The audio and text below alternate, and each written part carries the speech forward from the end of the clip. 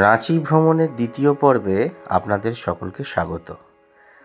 প্রথমে আমরা ছিলাম নেতারহাট, সেটি আগের পর্বে দেখিয়েছি। এখন আমরা চলেছি বেতলা ফরেস্টের দিকে। এখন আমরা চলে এসেছি হোটেল বনবিহার, যেটা ঝাড়খণ্ড ট্যুরিজমের আন্ডারে, যেটা অনলাইন বুক করতে হয়। তো এখন আমরা যাব রিসেপশনের দিকে। খুবই সুন্দর একটা প্রপার্টি, ঠান্ডা আছে মোটামুটি ভালোই। এখানে কিন্তু পার্কও, বাচ্চাদের জন্য অনেক কিছু রয়েছে, অ্যামেনিটিস রয়েছে, দোলনা, স্লিপ, অনেক কিছুই রয়েছে। আমি পরে আরও দেখাচ্ছি। এখন আপাতত রিসেপশনে যাই, চেক ইন করতে হবে। রুমটা হচ্ছে গ্রাউন্ড ফ্লোরে। তো নর্মালি দেখে মনে হচ্ছিল ওটা গ্রাউন্ড, কিন্তু না, ওটা ফার্স্ট ফ্লোর। এখন গ্রাউন্ড ফ্লোরে আমরা আছি। আমাদের রুমটা আমরা দেখাচ্ছি কেমন কি। অনেকটা বড় প্রপার্টি। তো এই হচ্ছে রুম। প্রচণ্ড সুন্দর একটা রুম, প্রচণ্ড কিন্তু স্পেসিয়াস রুমটা। এই যে টেবিল আছে, এখানে একটা কাভার্ড কাম মিরর রয়েছে, ড্রেসিং টেবিল, চেয়ার রয়েছে, আর এই যে খাট, বিছানা। আচ্ছা, এখানে কিন্তু এই যে এই পর্দাটা কিন্তু রয়েছে, এটাকে এই যে রোলিং হয়ে যাচ্ছে, এখান দিয়ে কিন্তু দেখা যায়। আর এখান দিয়ে বের হওয়াও যায়, আই থিঙ্ক। না, বের হওয়া যায় না, জাস্ট দেখা যায় বাইরেরটা।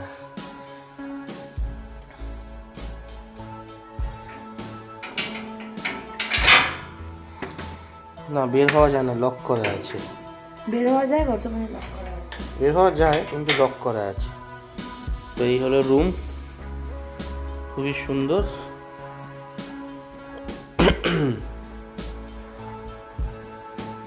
বাথরুমটা দেখানো হলো না, বাথরুমটা যেটা মেন বিষয়। রুম এত সুন্দর, তো বাথরুমটা ভালোই হবে। এই যে এখানে দেখো, গিজার রয়েছে, শাওয়ার রয়েছে, বেসিন রয়েছে, এখানে কমোড রয়েছে।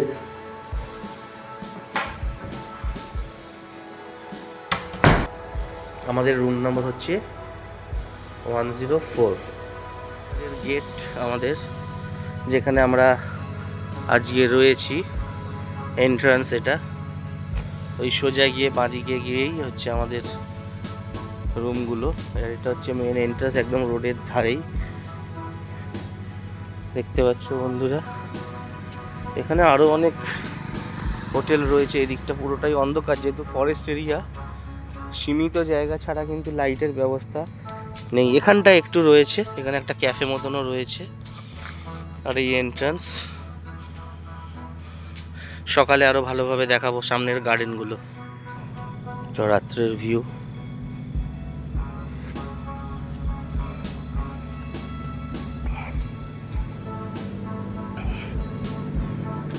একটু দেখাই।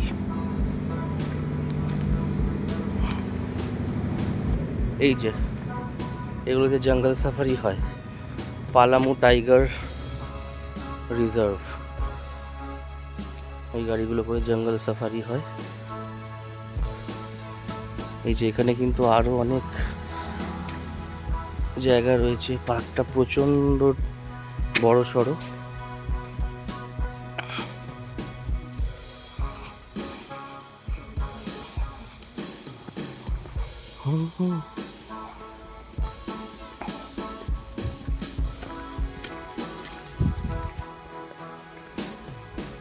এখানে বসে সময় কাটানো যেতে পারে গল্প গুজব করে।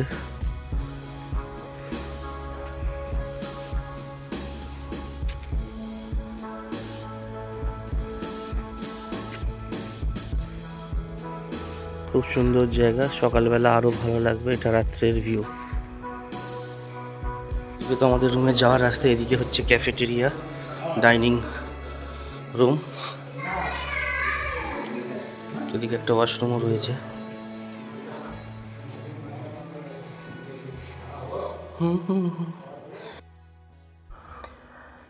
রুম থেকে ফ্রেশ হয়ে আসার পরে বাচ্চাদের নিয়ে চলে এলাম বনবিহারের লনে লাগোয়া পার্কে।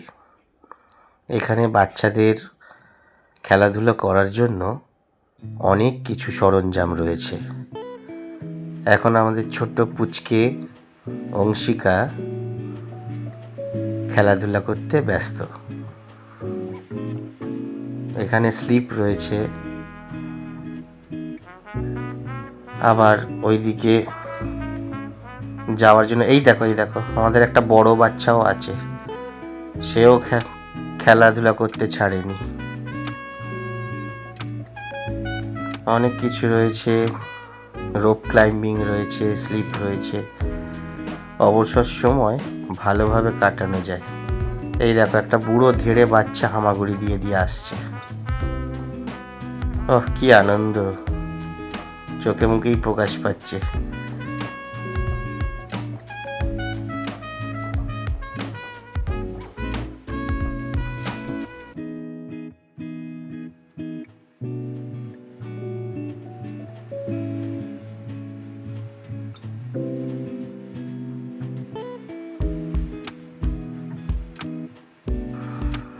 এখন অনিকা আসছে,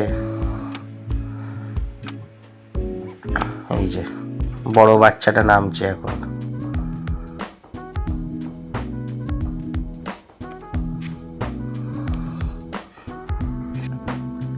খেলাধুলো করার পরে হালকা একটু খিদেও পেয়েছিল, তাই জন্য একটু চা আর গরম গরম চিকেন পকোড়া সহযোগে সন্ধেবেলার টিফিনটা আমরা সবাই সারলাম।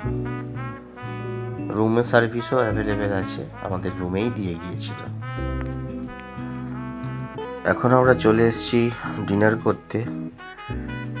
সারাদিন অনেক জার্নি গেছে, তাই জন্য ডিনারটা বেশি রাত করিনি। ডিনারে ছিল স্যালাড, ডাল, রুটি, মিক্সড সবজি আর চিকেন।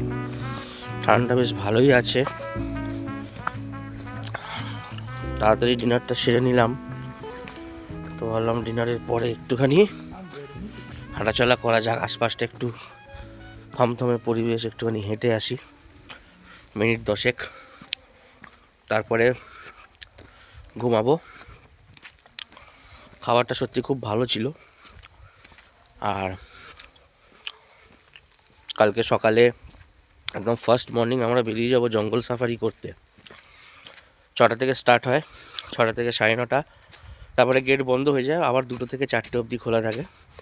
তো আমাদের যেহেতু কাল রাঁচি ফিরতে হবে, আমরা ফার্স্ট মর্নিং করে এখান থেকে যে ফোর্ট আছে বালামু ফোর্ট, আর নদীর সঙ্গমস্থল একটা আছে, নদীর নামটা ঠিক মনে পড়ছে না, ওটা দেখে আমরা সোজা রাঁচি পাত্রাতু ভ্যালি যাব। তো রাস্তাঘাট দেখো গাইস, পুরো একদম ফাঁকা, শুধুমাত্র আমি রয়েছে, আর কেউ নেই। এদিকেও দেখো পুরো ফাঁকা রাস্তা। আর এই সাইডটা হচ্ছে পুরো যে অভয়ারণ্য বেতলা ন্যাশনাল পার্ক, সেইটা রয়েছে। দেখো একদম সামনেই রয়েছে ওর গেটটা, এই গেট দিয়েই যেতে হবে বেতলা ফরেস্ট কালকে। তো আর আমরা রয়েছি বনবিহারে। এই যে আমাদের বনবিহারের গেট, একদম 3 মিনিটসের ওয়াকিং ডিস্টেন্সেই হচ্ছে ন্যাশনাল পার্কের গেট। তো দেখা হচ্ছে কাল সকালে। এখন রুমে যাব, গিয়ে ঘুমানোর পালা। Good night. এখন বাজে 6:30। সকালবেলা আমরা উঠেছি। এইটা হচ্ছে আমাদের বনবিহারের সকালের ভিউ, খুব সুন্দর লাগছে। হালকা হালকা একটা মৃদু হাওয়াও দিচ্ছে, ঠান্ডা তো আছেই। একটা স্নিগ্ধ মনোরম একটা পরিবেশ। এখানে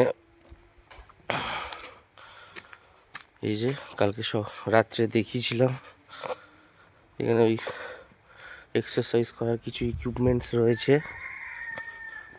এখন হাঁটছি।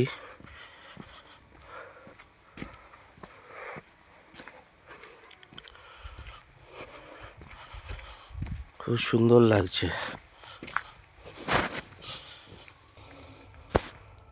ঠান্ডা বেশ ভালোই আছে, ডিসেম্বরের ঠান্ডা এখানে তো থাকবেই, বেশ ঠান্ডা আছে। কোথায় যাবে তোমরা? কোথায় যাবে? জঙ্গল সাফারি করতে। হাতি? হাতি দেখবে বলো? হাতি দেখবে তাই তো? চড়বে? চলো। সকাল রাত্রে দেখিয়েছিলাম, এখন সকালের ভিউটা এই যে গার্ডেনটার খুব সুন্দর লাগছে।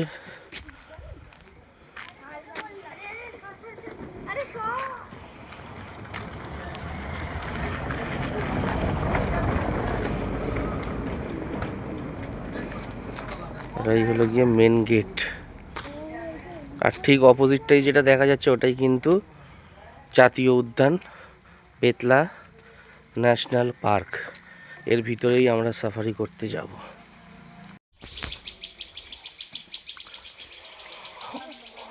আগুন পুইছো? আগুন পো। হাত একদম জমে যাবে।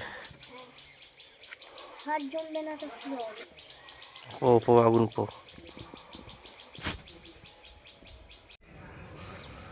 এখানে একটা নেচার মিউজিয়ামও রয়েছে, কিন্তু মিউজিয়ামটা মনে হয় না আমরা দেখতে পাবো বলে, কারণ আমাদেরকে বেরিয়ে যেতে হবে। মিউজিয়ামটা খোলে বোধহয় 10টা নাগাদ, তো ততক্ষণ আমরা থাকবো না, কারণ আমাদের আজকে রাঁচি ব্যাক করার আছে। তো আপনারা যদি বেতলা ন্যাশনাল পার্কে আসেন, অন্য কোনো যদি প্ল্যান না থাকে, সাফারির পরে মিউজিয়ামটা কিন্তু দেখতেই পারেন। টিকিট কাউন্টার, তো আমরা যাব। ঢুকেছি, কিন্তু ব্যাপারটা হচ্ছে এই জঙ্গলের ভেতরটা ঢোকার পর ঠান্ডা আরও যেন বেড়ে গেল, মানে এই সাইডটায় আসার পর। স্বাভাবিক ব্যাপার, এত গাছ রয়েছে। টিকিট কাউন্টার, এখানে একটা ছোটো পার্ক মতনও আছে মিউজিয়ামের কাছে।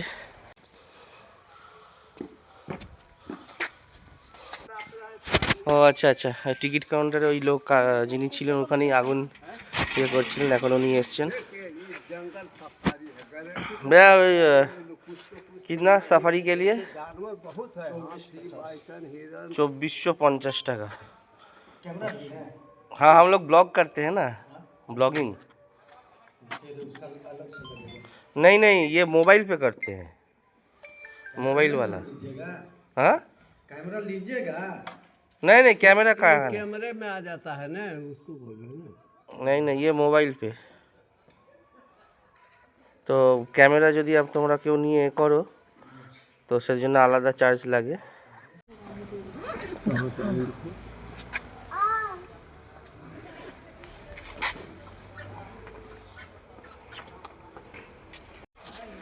তো আমাদের টিকিট কাটার পরে আমরা যাচ্ছি, ভিতর দিয়ে যাচ্ছি। ওই আমরা যেখানে ছিলাম ঠিক তার এওয়ালা গেট, ও আগেওয়ালা জো। তো আমরা যেখানে ছিলাম সেখানে যে গেটটা ছিল ওইখান থেকে স্টার্টিং হবে, ওটা ইন গেট। কিন্তু हाँ, म्यूजियम कितना बजे खुलता है? 10 बजे। তো 10টার সময় বললাম বন্ধুরা মিউজিয়ামটা খোলে, কিন্তু আমাদের হয়তো দেখা হবে না, কারণ আমাদের তার আগেই বেরিয়ে যেতে হবে। এই যে म्यूजियम के लिए टिकट लगता है 10 रुपये, और जो लोग सफारी करता है उसका भी? अच्छा अच्छा, তো মিউজিয়ামের জন্য 10 টাকা করে টিকিট লাগে, যারা সাফারি করছে তাদেরও লাগবে, কারণ দুটো বিষয় আলাদা। এই যে পুরো জঙ্গল, এখন আমরা এই মেন এন্ট্রি গেটের কাছে চলে এসেছি, ইন গেট। এই যে এগুলো দাঁড় করানো রয়েছে জিপগুলো। এখান থেকে আমরা একটা গাড়ি দেবে, আমরা একটা গাড়িতে উঠে তারপরে আমরা সাফারির জন্য যাব। এইটা হচ্ছে main entry gate, Palamu tiger reserve লেখা রয়েছে। আর এটা হচ্ছে রাস্তার ধারে যে গেটটা দেওয়া হয়েছে।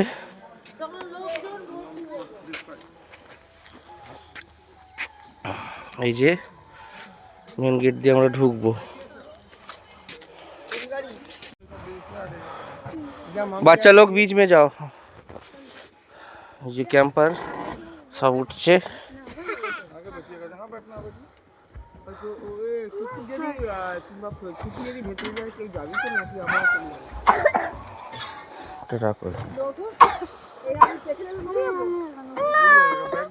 পিছনে ভিউ ভালো আসবে, চলে আয়।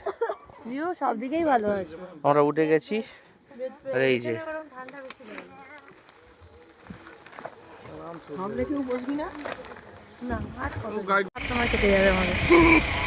এই যে আমরা এখন ঢুকছি জঙ্গল সাফারি করতে। ঢুকে গেলাম, যে ন্যাশনাল পার্কে ঢুকেছি। এদিকে বাংলো, इधर में बांग्लो भी है। अच्छा ट्री हाउस, ओ यहीं पे ट्री हाउस बुकिंग होता है ना। ठीक, सर्विस कैसा इधर का अच्छा है? कैसा लेता है रेंट? এখানে 2500 টাকা করে নেয়। এই যে ট্রি হাউস, জঙ্গলের ফরেস্টের মধ্যেই কিন্তু আপনারা থাকতে পারবেন। আমি নাম্বার দিয়ে দেব, ব্লগটা পুরোপুরি দেখতে থাকো গাইস।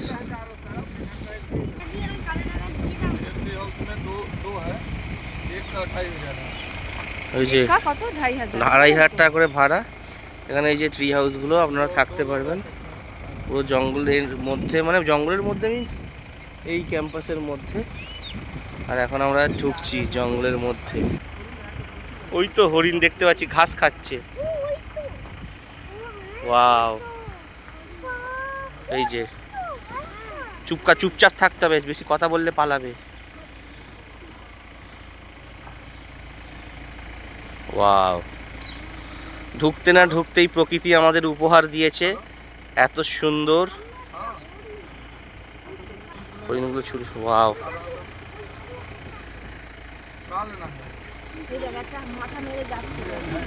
প্রকৃতি এত সুন্দর উপহার দিচ্ছে কি বলবো। খালি চোখে খুব ভালো দেখা যায়, মোবাইলে এতটা আমি দেখাতে পারছি না, কিন্তু আপনারা যখন আসবেন পুরো একটা হরিণের পাল রয়েছে। দুটো হরিণ মিলে এখানে লড়াই শুরু করে দিয়েছে।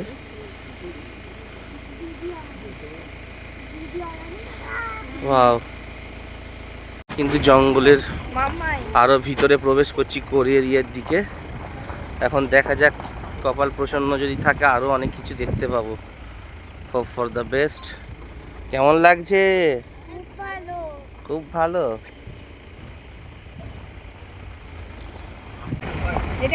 এটা বাইসন, বাইসনটা ঠিক দেখা যাচ্ছে। বাইসন দেখো,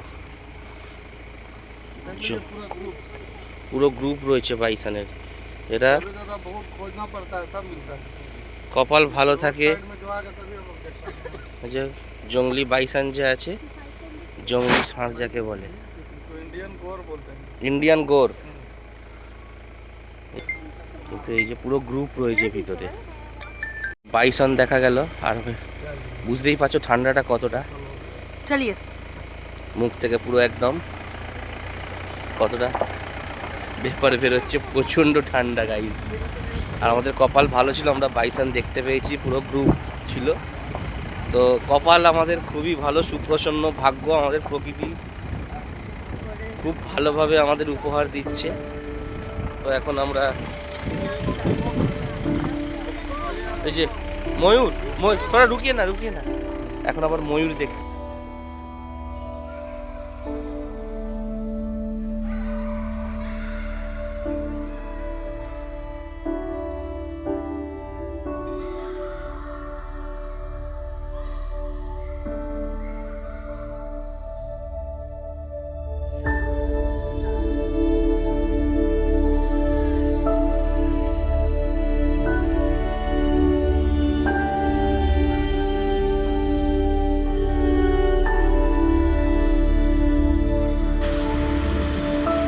আমাদের গাড়ি আস্তে আস্তে এগিয়ে চলল জঙ্গলের কোর এরিয়ার দিকে, গভীর জঙ্গলের দিকে। এখনো অবধি দেখা সব থেকে বড় বাইসন, ইন্ডিয়ান গড়। ওরে বাপরে বাপ, কি বড়!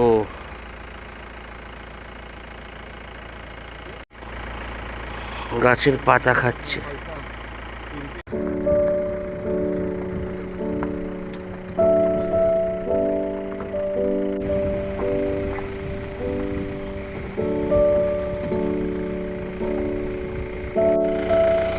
এগুলো হচ্ছে বনমোরগ। এতক্ষণ পরে এতগুলো বনমোরগ দেখা গেছে।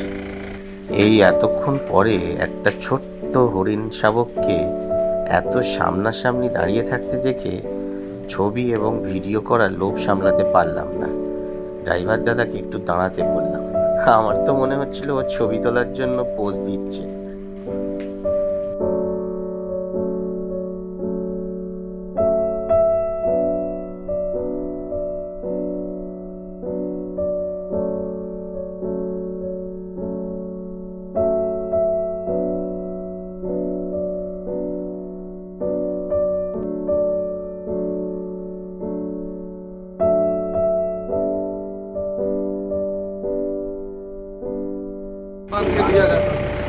আচ্ছা, এই যে জায়গাটা, এর ভিতরে একটা ঘর আছে, জালি লাগানো ছিল। আগে নাইট সাফারি যখন হতো, মাংস কিনে ওইখানে টাইগারকে দেওয়া হতো, তখন ছবি হতো। এখন এগুলো বন্ধ হয়ে গেছে।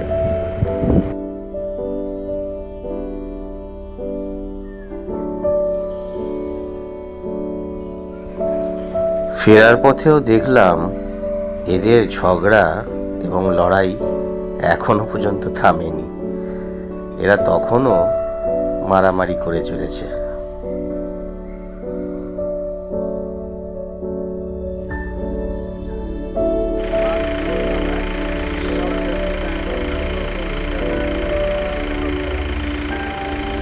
আমাদের সাফারি কমপ্লিট হয়ে গেল, মোটামুটি শেষ সব কিছু। এখন আমরা গেট থেকে বের হয়ে যাচ্ছি। কেমন লাগলো? দুঃখ লাগছে, হাতি দেখতে পেলাম না, কিন্তু পাখি, হরিণ, ময়ূর সব দেখেছি। বাইসন, বনমুরগি। জঙ্গল সাফারি করার পরে বাইসন গেটের সামনেই এই দোকানটা ছিল। এই দোকানে ন্যাশনাল পার্কের লোগো দেওয়া বিভিন্ন রকম জিনিস বিক্রি হচ্ছিল। পালামু রিজার্ভ ফরেস্টের লোগো দেওয়া T shirt, jacket, coffee mug, টুপি, অনেক কিছুই বিক্রি হচ্ছিল। অবশেষে দুঃখ ঘুচল, হাতির দেখা পেলাম। জঙ্গল সাফারি করে আসার পরে সোজা চলে গেলাম ব্রেকফাস্টের টেবিলে। আমরা নিয়েছিলাম আলুর পরোটা, ডিমের অমলেট, রুটি, আলুর তরকারি, আর সাথে ছিল কমপ্লিমেন্টারি আচার।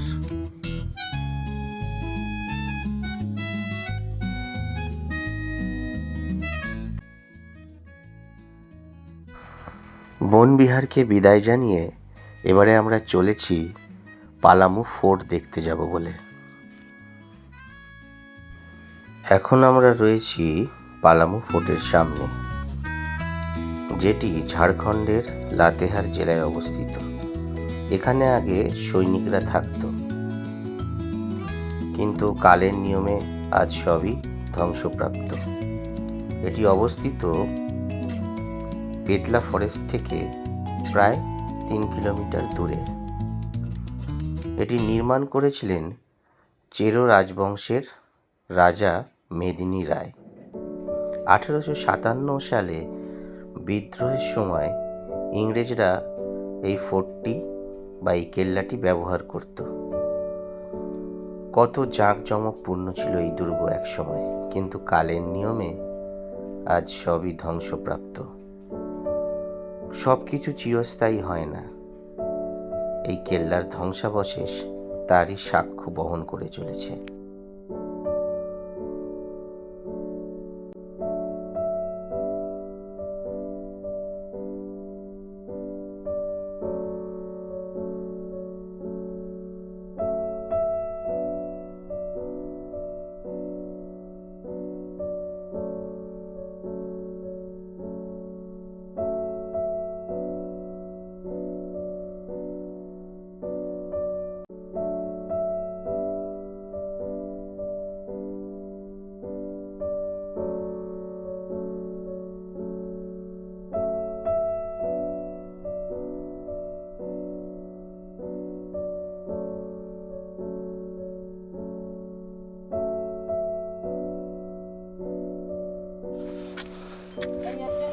দাঁড়িয়ে দাঁড়িয়ে ওপর দিকে তাকিয়ে আছে, আমরা এখন পুরো বুঝতে পারেনি।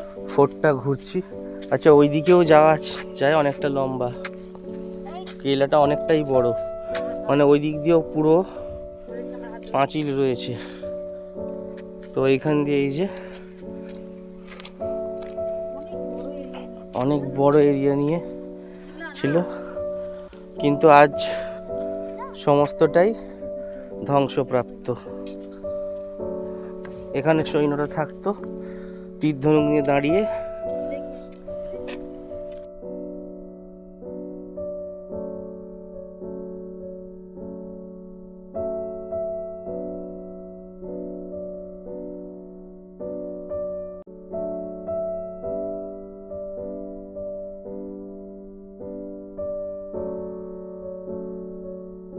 নামার সময় কিন্তু খুবই সাবধানে নামতে হবে। সিঁড়ি স্টেপগুলো অনেকটাই উঁচু।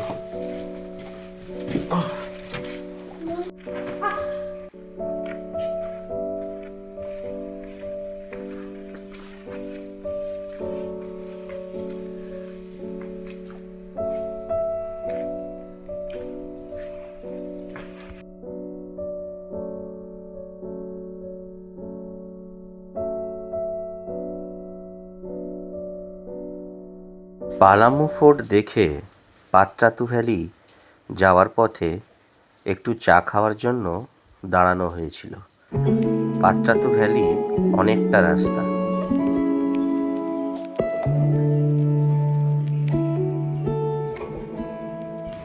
হালকা করে চা খাওয়ার পরে আমরা আবারও রওনা দিলাম পাত্রাতুর দিকে।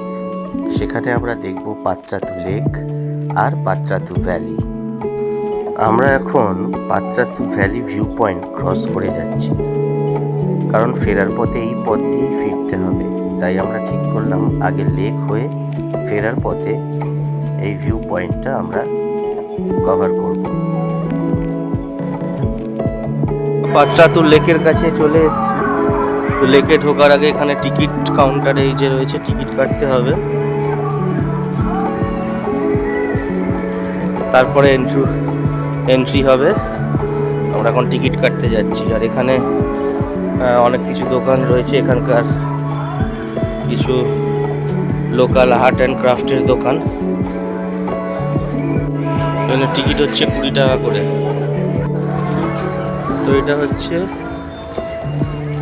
পাত্রাতু লেকের এন্ট্রি। এর ভিতরে রিসর্টও আছে, কিন্তু লেকে যেতে হলেও এখান থেকে এন্ট্রি করতে হয়। এই যে একটা গেট। এখন আমরা পাত্রাতু লেকের সাইডে আছি, এখানে গার্ডেন আছে।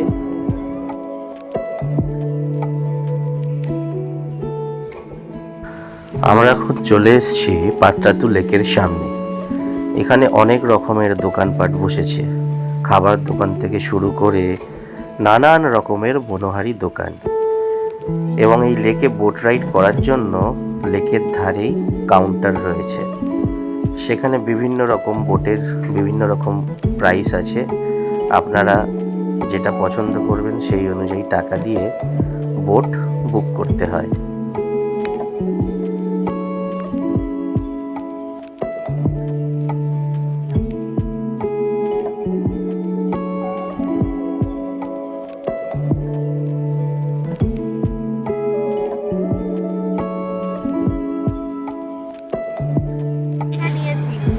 অনেক রকম রেঞ্জ আছে, স্পিড বোট আলাদা আছে, শিকার আলাদা। তো আমাদের টাইম বেশি নেই হাতে, এই কারণে আমরা বেশি দূর যাব না। দেখ কত পাখি, প্রচুর শীতের পরিযায়ী পাখি এখানে এসছে।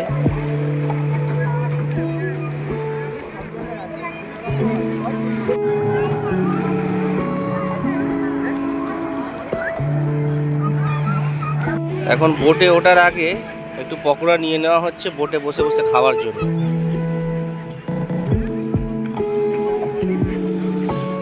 ভালো পকোড়া।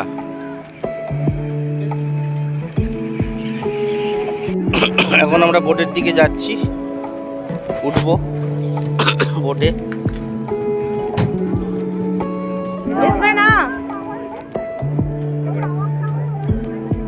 বোটটাতে আমরা উঠবো, বোটিং করব। নতুন বড় বোট। এখন আমরা বোটে উঠছি।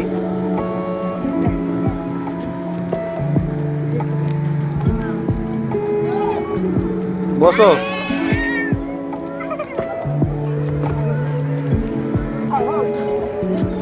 ওইদিকে আস্তে আস্তে সরে যাও, ওইদিকে ওইদিকে সরতে হবে তো।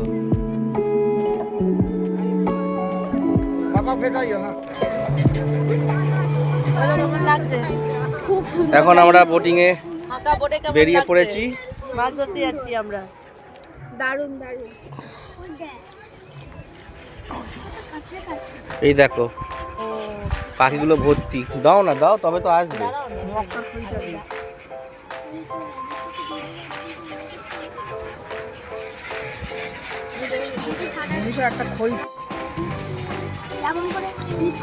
এরা জানে যে এরা খাবার দেবে, তাই জন্য এরা কিন্তু বোটের কাছাকাছি এসছে। দাও না, দাও দাও, ভিডিও করো, ভিডিও ওই করো। খই পুটটা এগুলা দিলে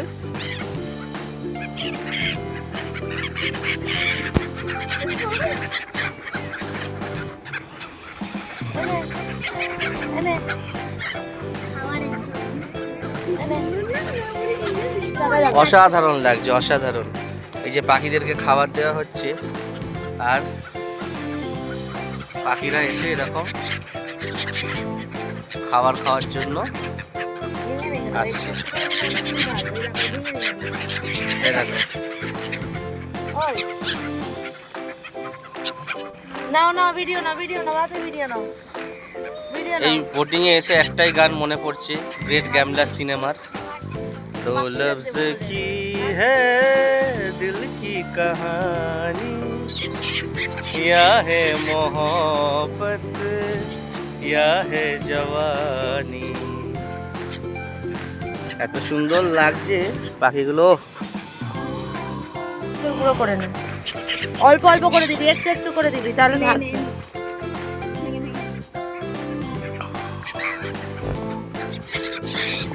আয় নে।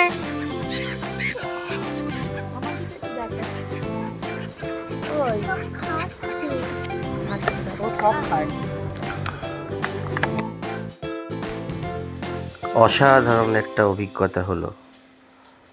এত সুন্দর একটা বোট রাইড করার পরে আমরা এবারে রওনা দেব পাত্রাতু ভ্যালির দিকে। পাত্রাতু ভ্যালি আমরা বলেইছিলাম যে ফেরার পথে দেখব। তো এই হলো পাত্রাতু ভ্যালি ভিউ পয়েন্ট। এখান থেকে পুরো পাহাড়, রাস্তা, পুরো ভিউটা দেখা যাচ্ছে।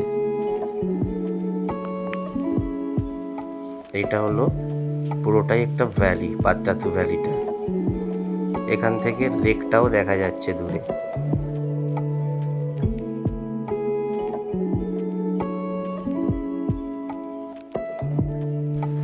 পাত্রাতু ভ্যালি দেখে আমরা এসে পৌঁছালাম সেই বিখ্যাত রাঁচির পাগলা গারদের সামনে। কিন্তু ভেতরে ক্যামেরা করা অ্যালাউ নেই, তাই আমরা বাইরে থেকেই ক্যামেরা করলাম।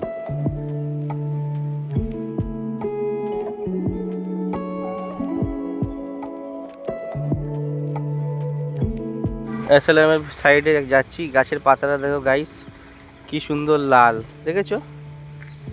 পাগলখানার গাছ পাগল। পাগলখানার গাছ পাগল কেন?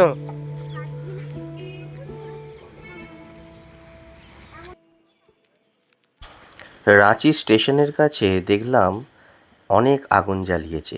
আমি ভাবলাম হয়তো কোনো বিক্ষোভ সমাবেশ হচ্ছে, যেমনটা আমাদের কলকাতায় হয়। কিন্তু জিজ্ঞেস করাতে জানলাম যে এত ঠান্ডার কারণে প্রত্যেক দিনই এরকম আগুনের ব্যবস্থা করা হয়। আর সত্যি সেদিকে কিন্তু অনেক ঠান্ডা ছিল। এখন আমরা স্টেশনে চলে এসেছি। আমরা এখন স্টেশনের ওয়েটিং রুমে ওয়েট করছি। ডিনার কমপ্লিট করে সমস্ত কিছু কাজ সেরে বসে রয়েছি, কারণ ট্রেন 10টায়, সুতরাং ওয়েট করা ছাড়া কোনো উপায় নেই। ঘোরা বেড়ানো শেষে এবারে বাড়ি ফেরার পালা। দেখা হবে আবারও কোনো একটা ব্লগে। সুস্থ থাকুন, ভালো থাকুন, সময় পেলেই ঘুরে আসুন।